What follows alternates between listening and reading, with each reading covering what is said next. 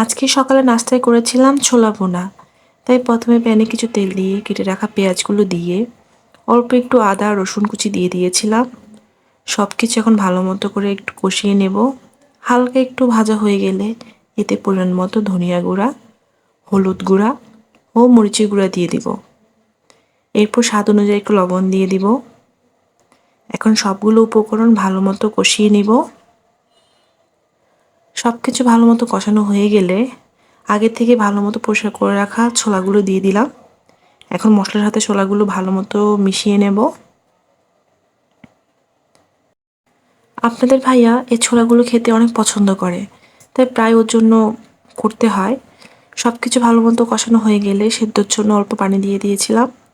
সব কিছু হয়ে গেলে কিছু কাঁচামরিচ আর ধনিয়া পাতা দিয়ে ভালো করে নাড়াচাড়া করে নিব।